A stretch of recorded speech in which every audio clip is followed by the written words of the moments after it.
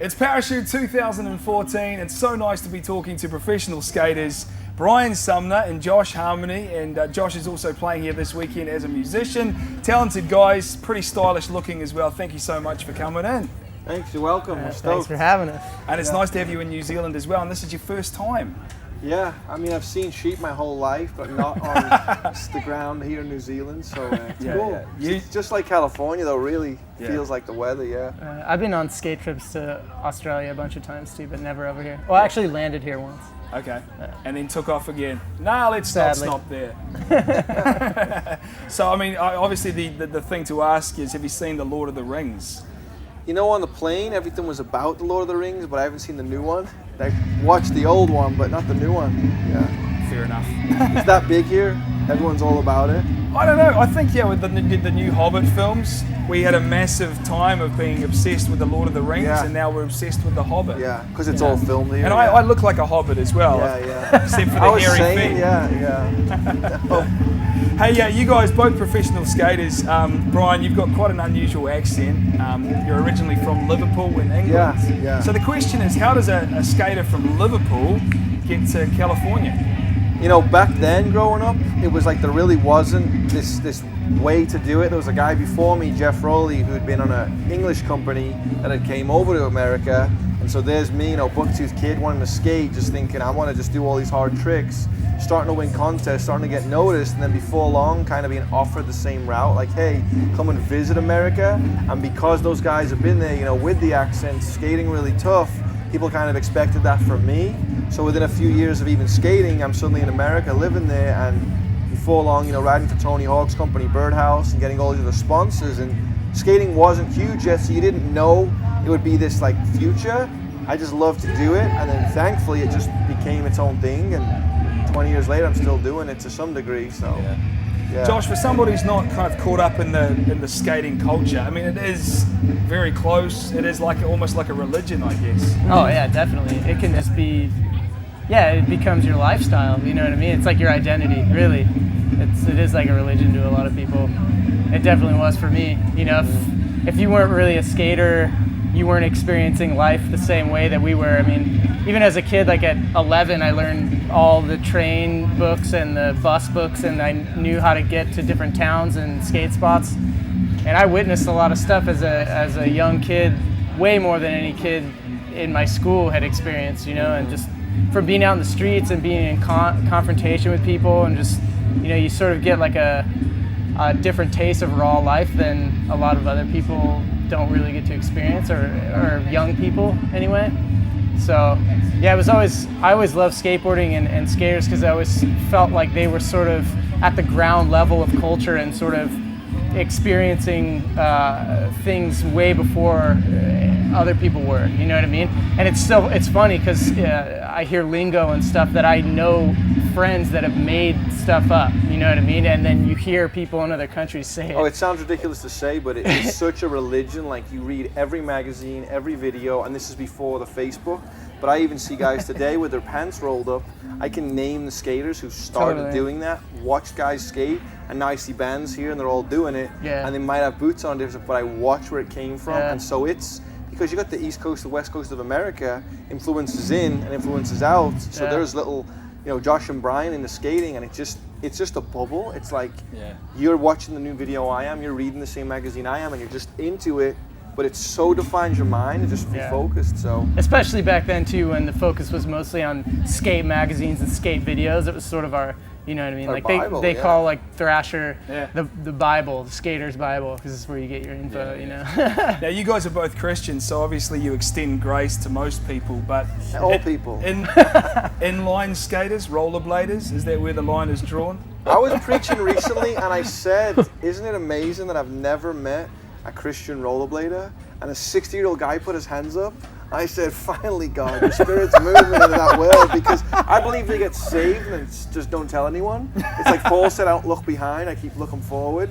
So I don't ask people, have you ever rollerbladed? I honestly haven't even, in California, I haven't even seen a rollerblader in 10 years. Yeah. Really? Honestly, Wow. There's a lot of scooter kids nowadays, but it's mostly skateboarders now. Yeah. Hey, were you guys around for when skateboards went from being fat, wide, to we were right after that. Now? We were the generation that had 2 of these so you could jump off both ends. Yeah. And no, we respect those things, but that was more like guys just blasting airs. And so this is... We both got in. I got into it when the wheels were tiny. Yeah. And boards were sort of evolving still into what they are now. Now there's... My first skateboard was like twice as thick as this. 9.5, and then flat that end, and then at the back it had a call kick. it a fishtail. And it had a massive like kind of rubber bit underneath. Yeah. It was a hideous Little kid contraption. with That's like when board. like pool skating and you know, bowl skating and vert ramps were popular. Yeah. And then street skating came out of that whole thing, you know, because they're, you know, having a vert ramp isn't really conducive to most people's you can backyards. Just go skate out there. Yeah. So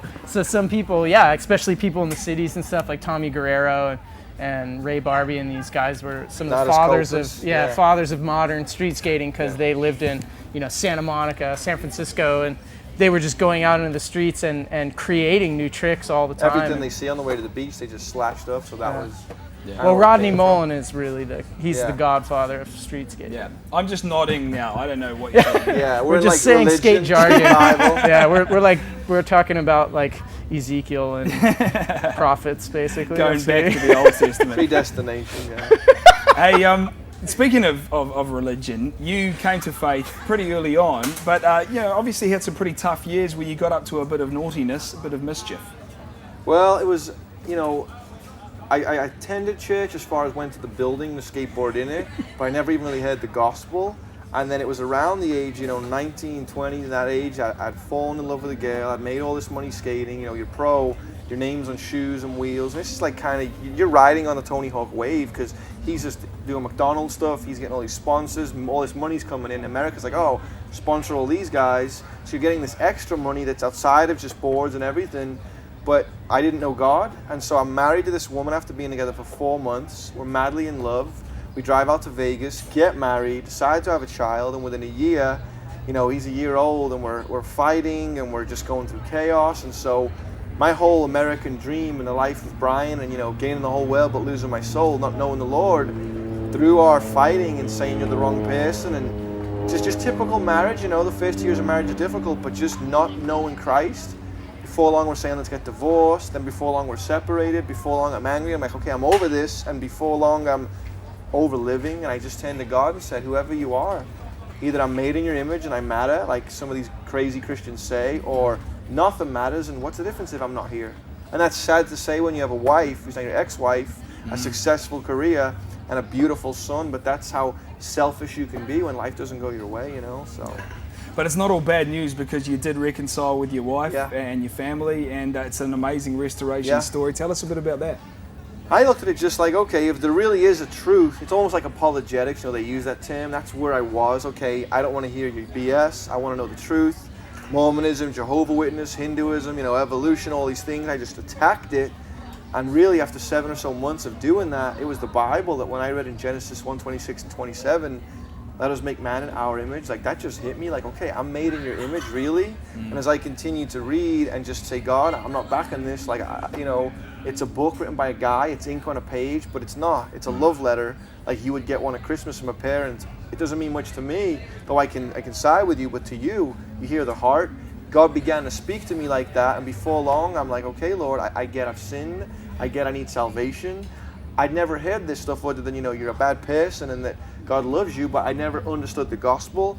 And so to me, even through encountering guys like Josh and different people that would just pepper me enough with what I was asking, you know, hey, what about this? They were helping me along the way. Before long, I just cried out to God after buying a house and inviting my ex-wife to live with me, but still not saved yet.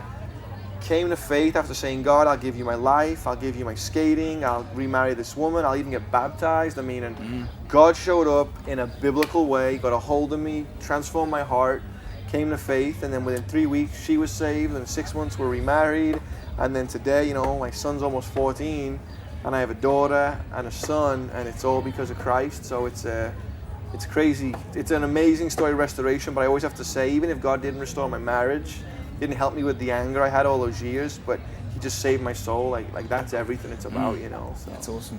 What an awesome story. Hey guys, thank you so much for coming down under. Thank you for being a Parachute 2014, and thank you. Pleasure to chat. Thanks for having us.